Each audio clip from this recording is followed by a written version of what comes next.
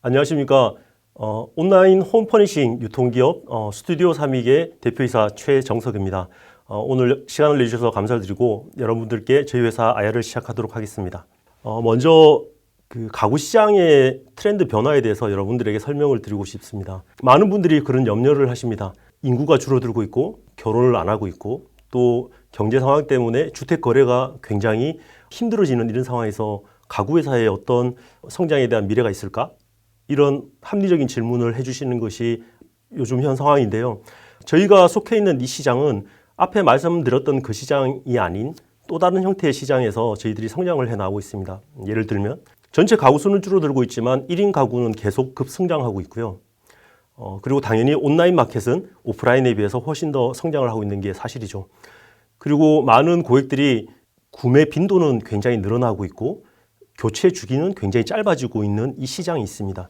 예를 들어 보겠습니다. 과거에는 가구를 구매했던 경험이 많지 않으시기 때문에 엄마나 아니면은 언니나 같이 해서 가구 단지에 가서 가구를 구매하던 것이 일반적인 가구 구매 패턴이었죠. 근데 지금 같은 경우에는 본인이 결혼을 하지 않았더라도 직장을 구하거나 아니면 학교에 새로운 곳에 입학하게 됐을 때 그런 여러 검색 사이트를 통해서 자기가 필요한 아이템들을 검색하고 가격 비교를 하고 많은 다른 소비자들이 구매한 구매 이용 후기를 보고 본인이 의사결정을 하죠.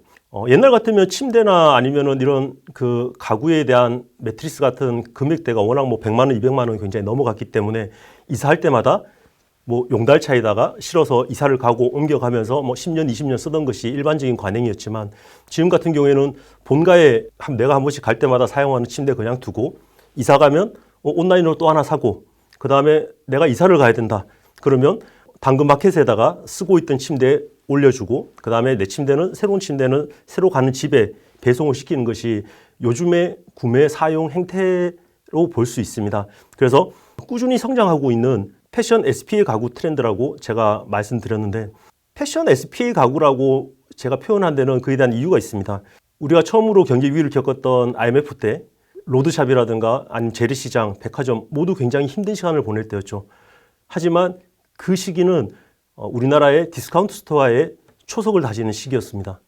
그리고 한 10몇 년이 지났을 때 리먼 브라더스 사태가 터졌을 때 똑같은 그런 그 의류 유통에 굉장히 힘든 시간을 보낼 때 우리나라에는 유니클로, 망고, 자라 아니면 국내의 탑10 이런 그 SPA 회사들이 우리나라의 의류 시장을 바꾸고 있었죠.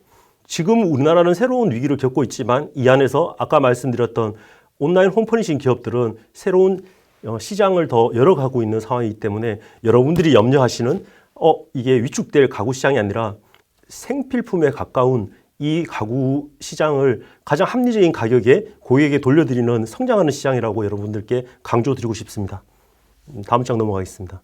저희 회사는 좌측에 보시는 브랜드들이 저희들이 운영하고 있는 브랜드고 지금 현재는 3믹 가구가 저희 회사의 대부분의 매출을 차지하고 있습니다. 그리고 그 밑에 스칸디아가 저희가 한 2년 정도 준비해서 올해부터 런칭을 시작했고 시장에서 좋은 반응을 이끌어내고 있습니다. 그리고 우측에 보시면 저희가 자사몰이나 한두 개 쇼핑몰에서 고객들한테 반응을 얻는 것이 아니라 자사몰, 소셜 커머스, 버티컬 플랫폼, 오픈마켓 그리고 종합몰 등에서 저희가 좋은 포트폴리오를 가지고 안정되게 성장하고 있다는 모습을 보실 수 있습니다.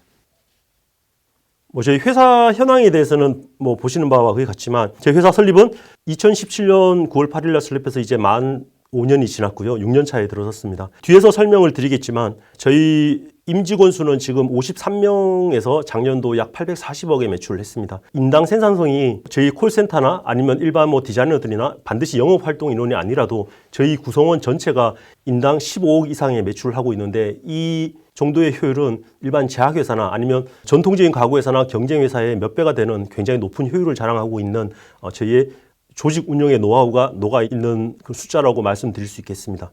저희 성장 영역은 당연히 상품 라인업은 침실, 거실, 수납 이렇게 해서 순차적으로 개발해 오고 있으면서 지금 현재 약 2천여 개 상품 라인업을 구성을 하고 있고요. 우측은 밑에서 보시면 2017년도에 처음에 설립을 하고 2018년도에 저희가 벤처기업 인정을 획득하고 처음으로 인천에 지영점을 오픈하였습니다. 그리고 2019년도에 많은 분들이 헷갈려 하시는 부분이 이 부분인데 일반 로드샵에 있는 3믹 가구와 스튜디오 삼익이 운영하고 있는 삼익 가구의 차이점이 무엇인가에 대해서 한 번쯤은 의문을 가질 수 있다고 생각합니다. 저희 회사는 삼익 가구의 브랜드 상표권을 소유하고 있는 삼익 TDF라는 회사로부터 온라인 시장에 대한 전용 사용권을 2년 후에 매입을 해서 지금 현재로는 특허청에 등기가 저희로 되어 있습니다.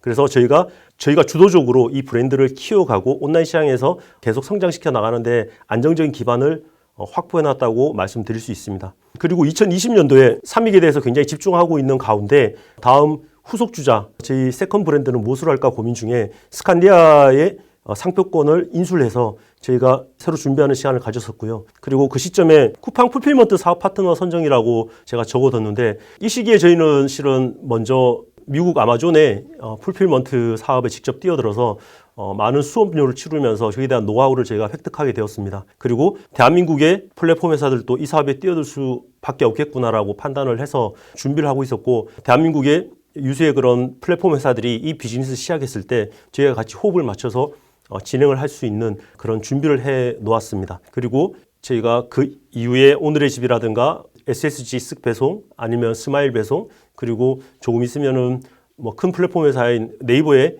플랫폼 회사의 어떤 풀필먼트도 현재 준비 중에 있습니다. 저희들이 운영하고 있는 브랜드는 앞에서 말씀드린 것처럼 그 스튜디오 삼익 가구, 스칸디아 축산목공소 현재 이렇게 운영을 하고 있습니다.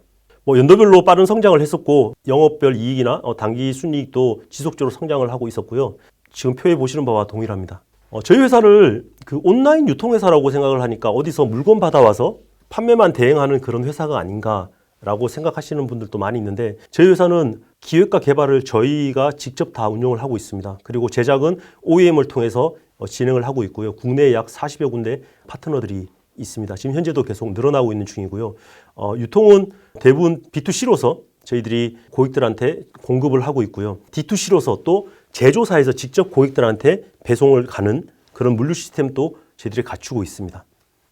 그래서 앞에 말씀드린 것처럼 저희가 탁월한 기획 능력과 제작 능력을 가지고 있다고 여러분들께 자신 있게 말씀드리는데 여기 한 가지 포인트를 보시면 우측편에 기획에서 출시까지 약 1개월 소요라고 저희가 기록을 해놨습니다.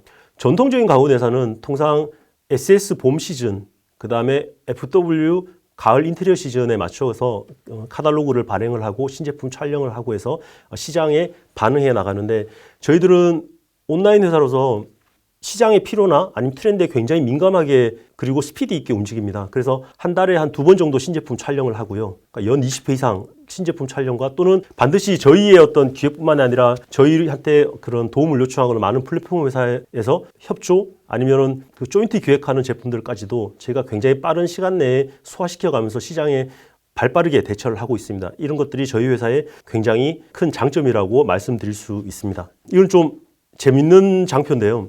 저희 회사가 처음 시작할 2017년도에는 저희는 카테고리를 저렇게 딱 베이직한 상품군으로 시작을 했습니다. 그리고 2018년도 이렇게 2019년도, 2021년도 넘어오면서 저희는 저 라인에 따라서 상품을 계속 늘여나면서 시장의 점유율을 넓혀가는 전략을 썼었고요. 그리고 카테고리가 먼저 개발된 곳은 카테고리의 깊이를 더 깊이 파내는 역할들을 하면서 지금까지 시장을 확대해 나왔습니다. 이런 절차들이 저희 회사에는 노하우로 녹아 있어서 저희가 세컨 브랜드를 준비하고 있는 스칸디아는 지금 현재 이 길을 다시 역순으로 밟고 있습니다. 그래서 아마 저희한테는 제3, 제4의 브랜드가 새로 생겨날지라도 각 시장에서 어떻게 런칭하고 어떻게 자리를 잡아야 되는가에 대한 노하우를 가지고 있으면서 이것이 우리한테 핵심 경쟁력, 핵심 역량으로 남아있다고 말씀드리고 싶습니다. 그로 인해서 이런 어떤 대표 아이템들이 경쟁사와 상대적으로 가격 우위라든가 경쟁력을 가지고 있다라고 말씀드리는 장표인데요.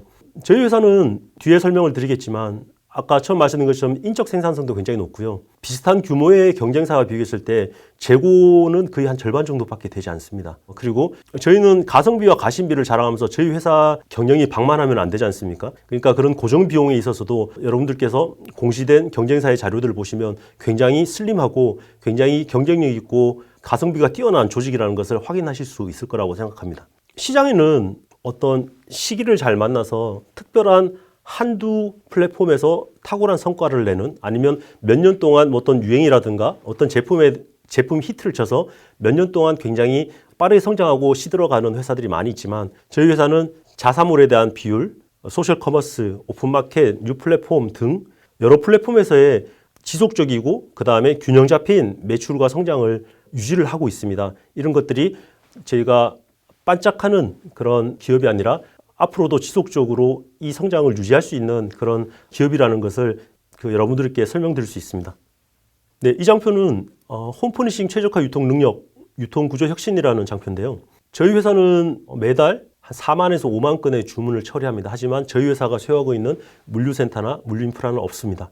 여기에 제가 산지직송이라는 표현을 썼는데요. 마치 농산물이나 수산물에서 사용할 듯한 그런 표현이죠. 제가 IMF 때 처음 가구 배달을 시작하면서 그때 배웠던 거는 가구는 굉장히 덩치가 크고 무겁죠.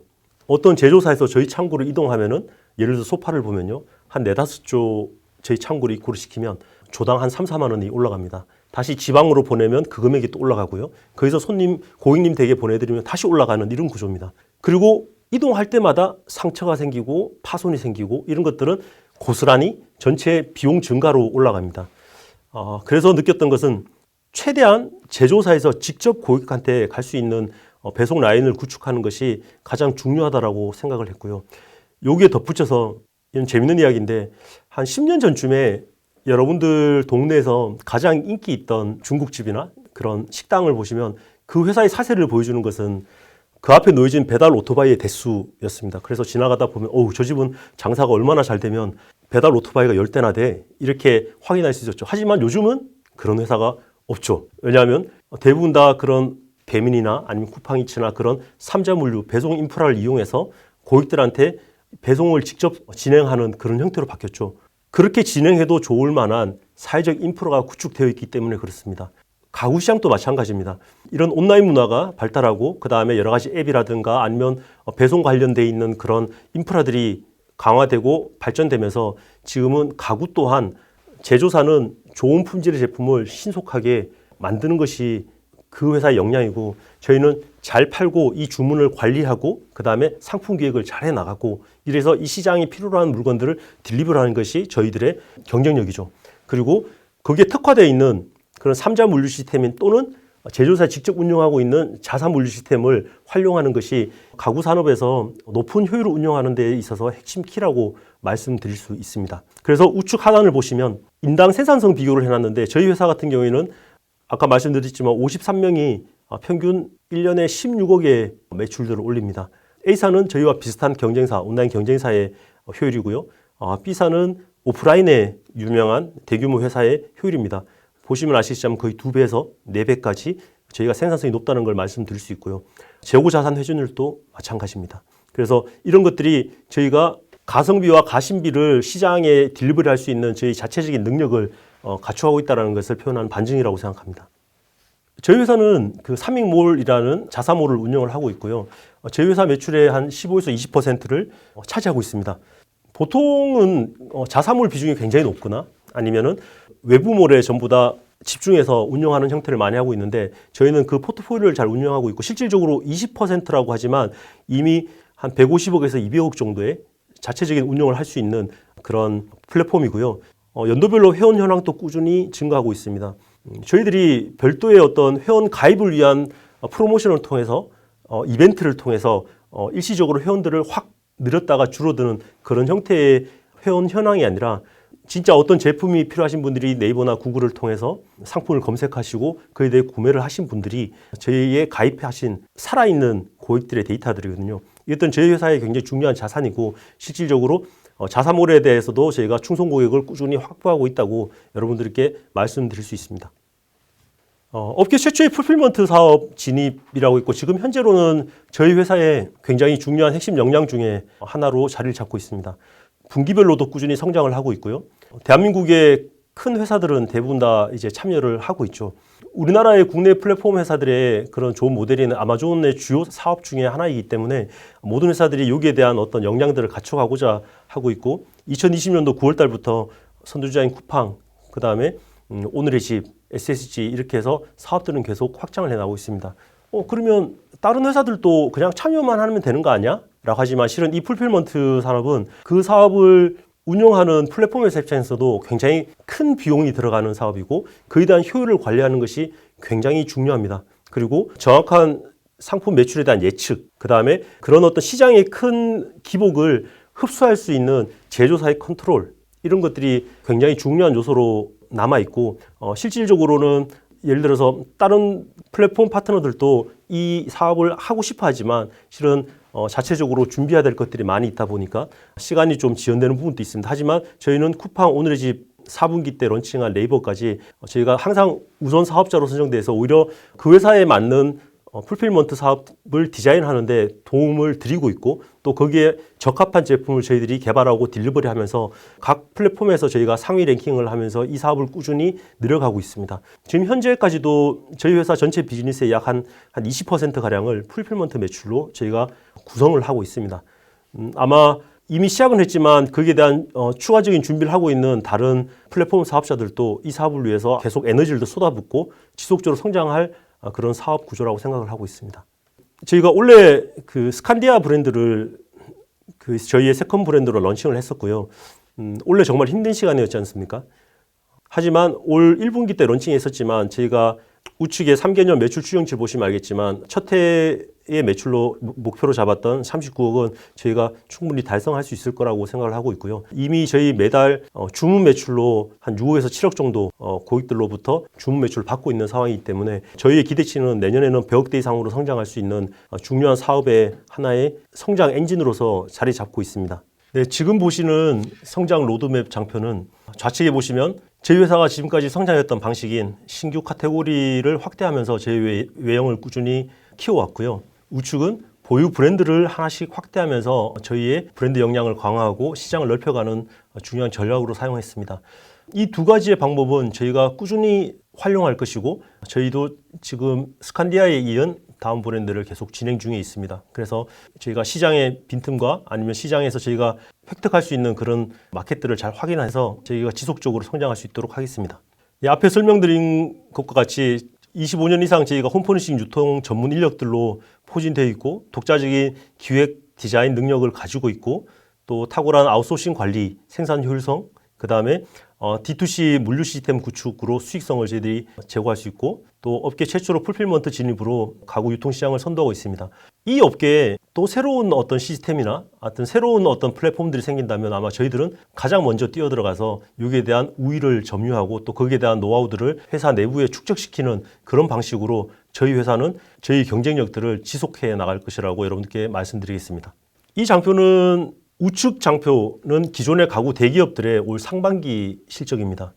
좌측은 저희와 비슷한 온라인 가구 유통회사의 실적 비교입니다. 보시면 아시겠지만 기본적으로 온라인 가구 시장은 전년 대비해서 시장이 별로 줄어들지 않았습니다. 물론 기업의 이익률은 그 회사의 어떤 전략이나 어떤 내부 사정에 따라서 틀려지지만 저는 주목하고 싶은 것은 시장이 오히려 조금씩 성장하고 있다는 것이고, 아직 공시된 내용들은 아니지만 3분기 때는 그 시장의 증대가 좀 더 커지고 있다는 것을 아마 곧 여러분들께서 확인할 수 있을 것이고요. 저희들이 영업이익률에 있어서도 전년 동기 대비해서 한 4억 정도 줄어드는 것처럼 보이지만 실질적으로는 저희 회사가 상장 준비하면서 저희가 직원들 스톡 옵션 준비하면서 저희가 부담해야 될 비용은 한 2억 정도, 그 다음에 신규 브랜드 런칭하면서 저희가 지급한 지급 수수료, 광고료 한 2억 정도, 그거 외에 일반적인 영업 활동에 있어서는 저희가 거의 타격이 없었습니다. 그래서 아마 3분기 때는 이미 시장 상황은 굉장히 힘들지만 저희는 이미 턴어라운드를 하고 있는 상황이라서 올 전체 실적으로 봤을 때 여러분들한테 좋은 모습을 보여드릴 수 있을 것 같습니다. 이 장표는 일반적인 회사들은, 그러니까 오프라인 회사나 전통적인 회사 같으면 기업의 인지도라든가 이런 것들을 평가를 할 때 마케팅 기획을 통해서 고객들한테 인지도 조사나 이 기업을 아세요? 이미지는 어떻습니까? 이렇게 확인할 수 있지만 온라인에서 가장 효율적인 방법은 고객들이 가장 많이 검색하고 있는 주요 포털 구글이나 아니면은 다음, 네이버 이런 곳에서 브랜드의 월 평균 검색량을 비교하면은 얼마만큼 시장에 깊이 들어가고 있는가를 판단하는 데 도움이 됩니다. 제가 구체적인 브랜드는 여러분들에게 말씀드리기 힘들겠지만 좌측 시작점에서 위에 두 개 있는 곳이 오프라인 비중이 높은 그런 회사고요. 밑에 아래쪽에 두 군데가 저희와 저희 온라인 유통회사의 경쟁사입니다. 이렇게 쭉 흘러가시면서 자연스럽게 온라인 유통회사가 더 검색 빈도가 많아지고 오프라인 비중이 높은 회사일수록 검색 빈도가 저조하거나 떨어지는 그런 모습을 확인할 수 있을 거고요. 또 저희 경쟁사는 상장 이후에 오히려 저희 회사가 계속 꾸준히 더 검색 빈도가 높아지면서 성장하고 있다는 그런 시장의 흐름을 확인하실 수 있는 장표라서 여러분들에게 소개해 드립니다. 네, 앞에 제가 말씀드렸던 그러한 저희 회사의 경쟁력을 통해서 저희가 월간 주문 판매액 추이나 아니면 월간 주문 이익률 등이 지속적으로 상승하고 있는 모습을 보여주고 있는 그래프입니다. 합병에 관한 사항이나 주요 스케줄은 공시 자료로 가늠하도록 하겠습니다. 그럼 이어서 질의응답 시간을 갖도록 하겠습니다. 질문 주신 것들에 대해서 제가 성의껏 답변 드리겠습니다. 향후 5년간 매출 및 영업이익 전망치. 이 내용은 저희가 증권신고서에 저희가 제출한 서류와 동일하고요. 내년도는 저희가 매출 1,000억에 영업이익 50억 정도를 목표를 하고 있습니다. 하지만 5년 후에는 저희가 1,500억에 100억의 영업이익을 목표로 달려가고 있고요. 저희들이 추가적인 그런 인수합병이나 여러 가지 어떤 그런 기업 활동을 통해서 그보다 더 나은 성장을 할 수 있도록 잘 준비하겠습니다. 다음 질문에 대해서 또 답변 드리겠습니다. 최근 원재료비 상승에 따른 피해 여부에 대해서 아마 많이 궁금하실 거라고 생각됩니다. 실은 저기에 대한 비용은 크게 몇 가지 요소로 나눌 수 있는데요. 원자재, 그 다음에 물류 비용, 이런 것들이 실은 작년에 이미 굉장히 많이 반영이 되어 있습니다. 그래서 유류 가격도 이미 떨어지고 있고요. 그 다음에 실질적으로 가격 인상에 대해서도 이미 작년부터 꾸준히 시장에 반응해 오고 있기 때문에 올해 특별히 저희의 재무제표에 나쁜 영향을 미치는 것은 없다고 생각합니다. 아마 공통적으로 이 산업에 전체 있는 사람이 같이 겪을 수 있는 그런 시련의 시간이기 때문에 저희한테 특별히 더 불리한 건 없고요. 오히려 환율이나 금리 이런 쪽들이 요즘 일반 기업들한테 더 클 수도 있는데 저희는 수입 제품들이 있지만 저희 협력업체와 함께 여기에 대한 리스크를 분산하는 그런 구조를 가지고 있기 때문에 그런 환율에 대한 민감도도 저희는 상대적으로 좀 낮습니다. 그래서 훨씬 더 안정적으로 운영할 수 있고요. 금리 같은 경우에도 저희가 이미 지난 8월 달에 일부 상환을 하고 고정금리로 바꿔놓은 상태이기 때문에 전년에 비해서 특별히 저희한테 더 부담이 가는 구조는 아니라고 거기에 대한 걱정은 좀 내려놓으셔도 괜찮을 것 같습니다.